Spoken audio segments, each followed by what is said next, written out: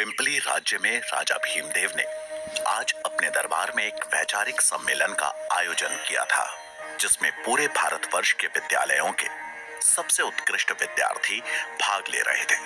सभी छात्रों के लिए दान दक्षिणा थी और जीतने वाले उम्मीदवार के लिए थी राजा के मंत्रिमंडल में मंत्री पद की कुर्सी।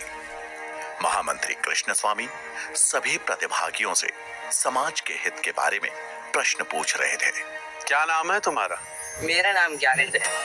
अच्छा, ये बताओ कि सबसे ऊंचा क्या है? पर्वत। नहीं, स्वाभिमान। सबसे तरल क्या है? जल। नहीं, मनुष्य का हृदय। लेकिन अभी तक एक भी प्रतिभागी ऐसा नहीं मिला था जो उनके प्रश्नों के संतोषजनक उत्तर दे सके।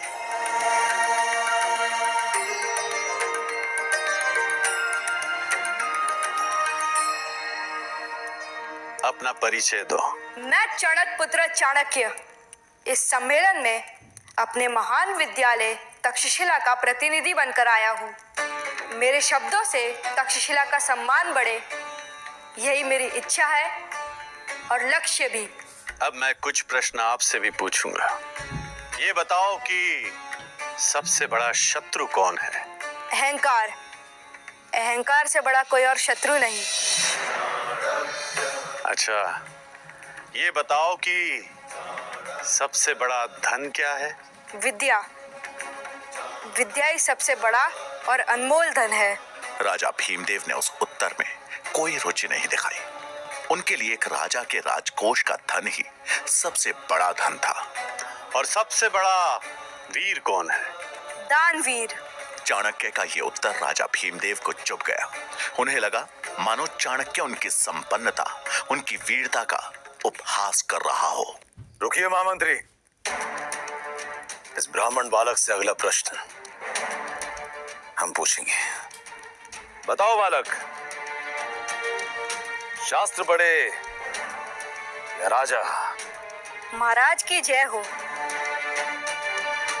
शास्त्र ही साम्राज्य की नींव रखते हैं और साम्राज्य राजा की, इसलिए सबसे पहले शास्त्र। तू अपनी सीमाएं भूल रहा बालक। तू एक भिखारी है और यहाँ दान मांगने आया है। चाणक्य को यह बात चुभ गई। राजा ने सिर्फ उनका नहीं बल्कि तक्षशिला का भी अपमान किया था। मैं तक्षशिला से यहाँ दान लेने नहीं आया था महाराज। मुझे लगा था यहाँ ज्ञान की पूजा होती है, पर मैं गलत था। जहाँ शास्त्रों का मान नहीं, वहां मैं एक क्षण भी रुक नहीं सकता। रुक बालक, तुझे जाने की अनुमति किसने दी? राजा भीमदेव का क्रोध सातवें आसमान पर था। वो तलवार उठाकर जैसे ही चाणक्य की ओर बढ़े तो महामंत्री कृष्ण स्वामी हाथ जोड़ उन्हें रोकते हुए बोले, महाराज, आप तो दयावान हैं, ब्राह्मणों का आदर करना जानते हैं। इस बालक की ब्रह्म हत्या का पाप अपने सिर पर क्यों ले रहे हैं?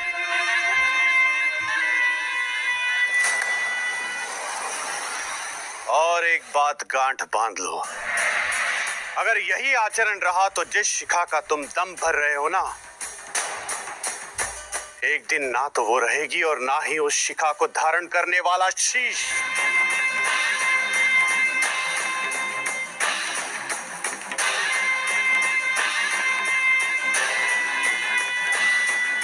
इस बात को कुछ साल बीत गए। भीमदेव के दरबार से निकाला गया तक्षशिला का ये छात्र आज उसी शिक्षा के मंदिर में आचार्य चाणक्य के नाम से प्रसिद्ध था। बुद्धिमान व्यक्ति अपनी बुद्धि, विवेक और चतुराई से किसी भी युद्ध में विजय प्राप्त कर सकता है। शत्रु चाहे जितना भी शक्तिशाली क्यों ना हो, साहस, संयम और बुद्धि से जीवन में किसी भी युद्ध पे विजय प्राप्ति की जा सकती है।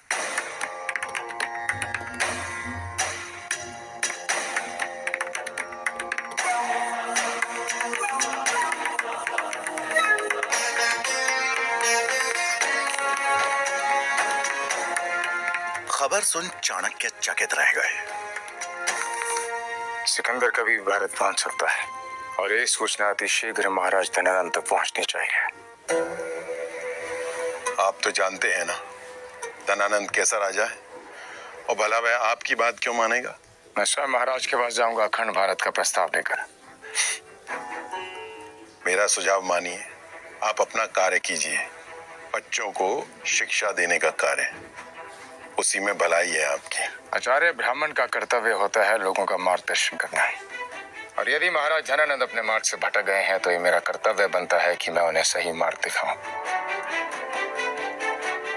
मैं आज ही मगध के लिए प्रस्थान करूंगा।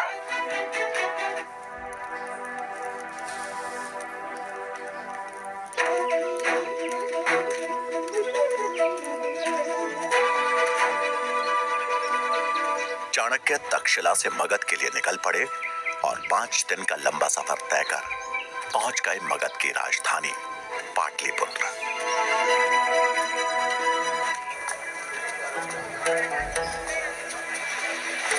उन्हें नगर में कदम रखे कुछ ही क्षण हुए थे कि पाटलिपुत्र की जनता पर हो रहे अत्याचार का सच उनके सामने था।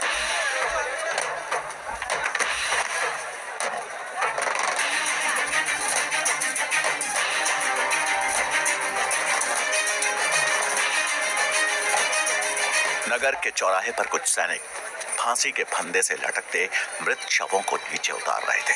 ये देख चाणक्य को समझने में देर नहीं लगी कि उन्हें सामूहिक मृत्यु दंड दिया गया है। और कितने लोगों को खोना होगा हमें, और कितने लोगों को मारोगे? अगर हम कर नहीं दे पाए तो क्या सारी प्रजा को मारोगी?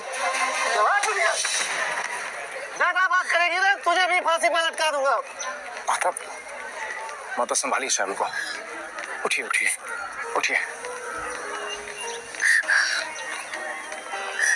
मैं महाराज धनानंद के दरबार जा रहा हूँ और मैं आपको बचाऊंगा। मैं उनके समक्ष प्रजा की पीड़ा अवश्य रखूंगा। तुमने इतना कह दिया वही मेरे लिए बहुत है, पर वचन मत देना। जरूर उतारो। तुम्हारे अंदर बहुत करुणा है बेटा, पर तुम जिसके पास जा रहे हो उसका लहुआ पानी बन चुका है। अपने अनुभव से कह रही हूँ। तुम्हें देने के लिए मेरे पास अगर कुछ है सिर्फ आशीर्वाद है। उस औरत ने उनके सिर पर हाथ फेरा और चाणक्य दृढ़ संकल्प लिए चल दिए राजमहल की ओर।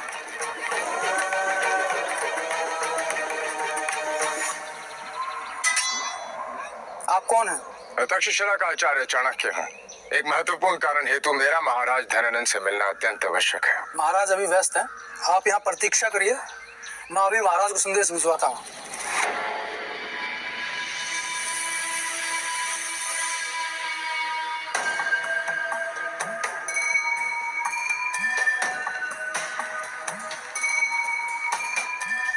प्रतीक्षा करते करते शाम हो गई।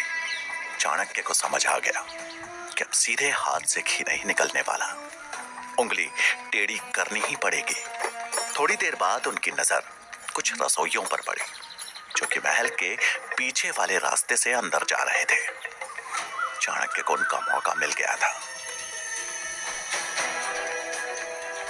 कितने आदमी हैं? आज भी 10 लोग हैं। 10। उन्होंने अपना भेष बदला और उन रसोइयों की टोली में शामिल होकर महल के अंदर प्रवेश कर गए। एक सैनिक ने गिनती शुरू कर दी कि तभी चाणक्य का दिमाग तेजी से चलना शुरू हुआ। मौके का फायदा उठा चाणक्य ने वहां से अपना रास्ता बदल लिया और निकल गए राज दरबार की खोज में।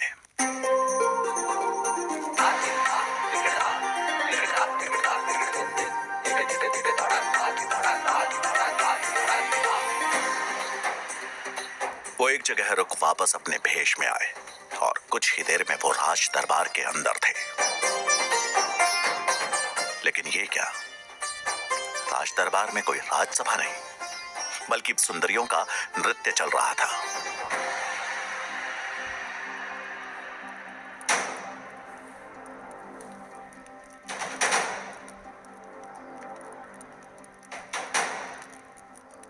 कौन हो तुम और अंदर कैसे आए?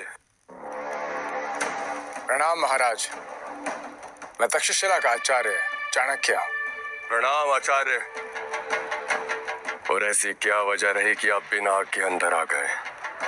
अब जब अंदर आने का साहस दिखा ही दिया है तो बताइए क्या कार्य है? महाराज, गांधार के राजा अंबी ने मैसेडोनिया के सम्राट सिकंदर के समक्ष आत्मसमर्पण कर दिया है। अब सिकंदर कभी भी भारत पहुंच सकता है। हमें देश की रक्षा करनी होगी और उसके लिए हमें अखंड भारत का निर्माण करना होगा। और यही प्रस्ताव लेकर मैं आपके समक्ष आया।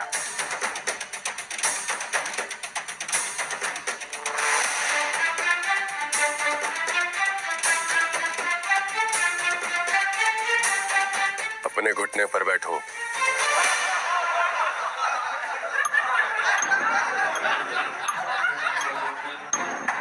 सुना नहीं? अपने घुटने पर बैठो। चाणक्य ने इस अपमान को सह लिया क्योंकि उस समय उनके मन में सिर्फ और सिर्फ प्रजा और देश की चिंता थी। कुछ बोलने से पहले ये याद रखना कि यही तेरी औकात है। महाराज, बहुत हुआ चाणक्य। 2 कौड़ी के शिक्षक हो तुम। अब तुम मुझे बताओगे कि राज्य कैसे चलाना है। तेरा भाग्य अच्छा है कि हम ब्राह्मण की हत्या नहीं करते, अन्यथा तेरा सर अभी तक धड़ से अलग हो चुका होता। चुपचाप अपना कार्य करो। युद्ध के बारे में सोचना और करना हमारा काम है। क्षमा कीजिए महाराज, किंतु यह राज्य जितना आपका है उतना हमारा भी है। और इसी कर्तव्य का पालन करने हेतु मैं आपसे मदद मांगने आया था। किंतु आप तो यहाँ नृत्य और मदिरा पान में लीन है। यदि ऐसा ही चलता रहा तो शीघ्र ही समस्त भारत का सर्वनाश हो जाएगा। सिकंदर जब मगध के ऊपर आक्रमण करने की योजना बनाएगा तब हम उससे निपट लेंगे।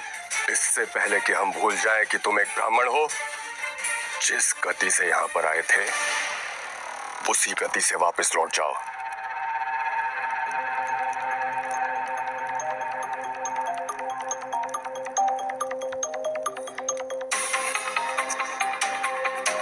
मैं तो चला जाऊंगा महाराज, किंतु एक राजा का कर्तव्य होता है निर्बल की रक्षा करना, ना कि उस पर अत्याचार करना। और मगध की स्थिति देखकर मुझे आभास हो गया है कि शीघ्र ही आप समस्त भारत सिकंदर को भेंट स्वरूप दे देंगे। ये सुनते ही धनानंद का पारा आसमान चढ़ गया और उसने चाणक्य को जोर से लात मार के नीचे गिरा दिया। बहुत बोल लिया ब्राह्मण, इसका दंड तुझे अवश्य मिलेगा। एक ब्राह्मण का मान सम्मान उसकी चोटी होती है ना। सैनिकों, इस दरिद्र ब्राह्मण को उसकी चोटी से पकड़कर घसीट के बाहर ले जाओ।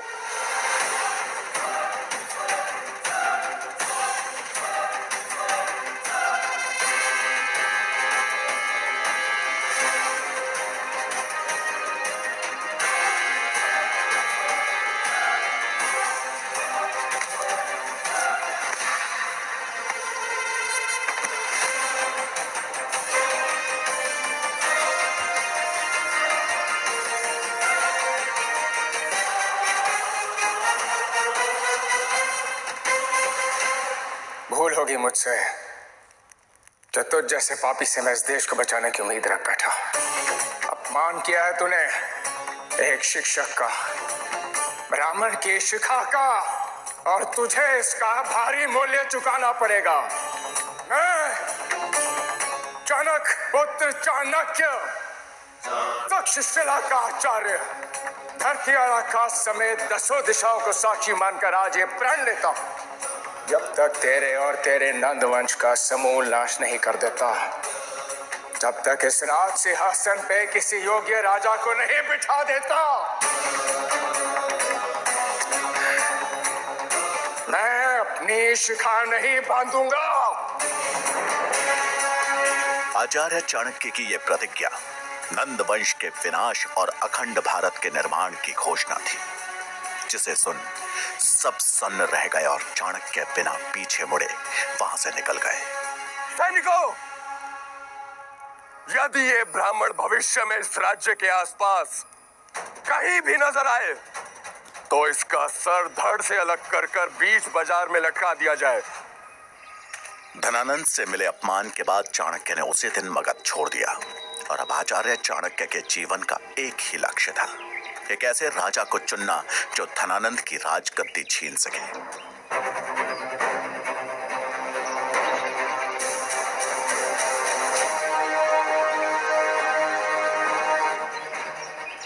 जंगल से गुजरते समय चाणक्य को एक 14 साल का बच्चा देखा। मैली धोती पहने और कमर में गुलेल लटकाए ये बच्चा चीते की तरह घात लगाए आगे बढ़ रहा था।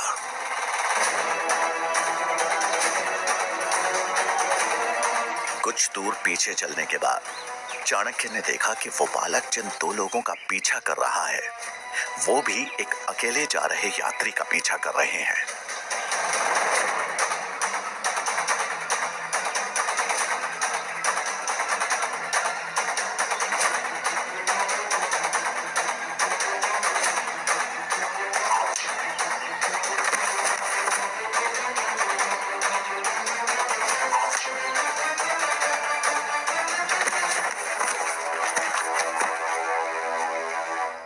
आप ठीक तो है?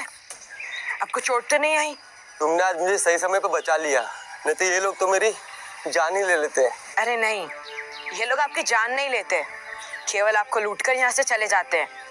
परंतु अब आप सुरक्षित हैं, आप यहाँ से जा सकते हैं। धन्यवाद।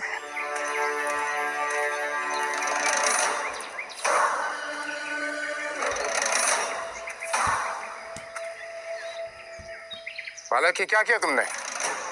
क्यों लिए इनके प्राण?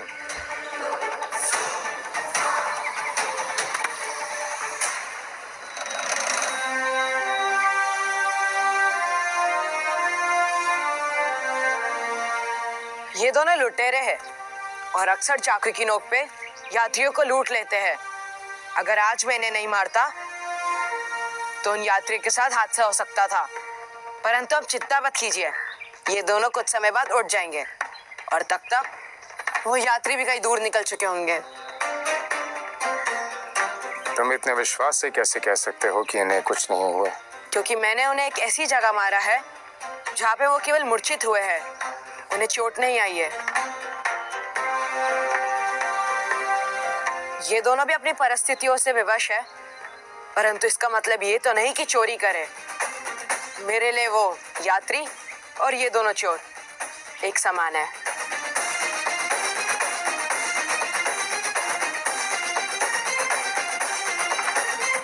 नाम क्या है तुम्हारा? चंद्रगुप्त।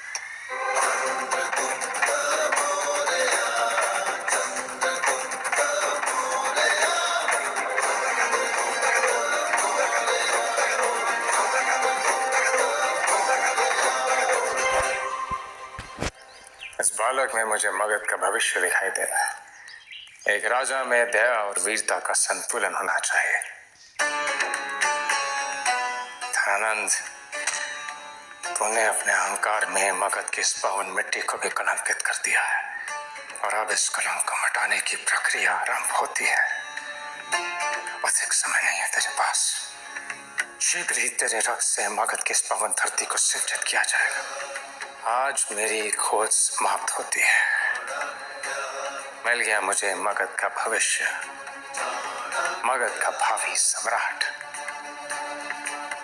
मगध के राज सिंहासन पे चंद्रगुप्त बैठेगा और उससे उस सिंहासन तक मैं पहुंचाऊंगा। क्या योजना बना रहे थे आचार्य चाणक्य?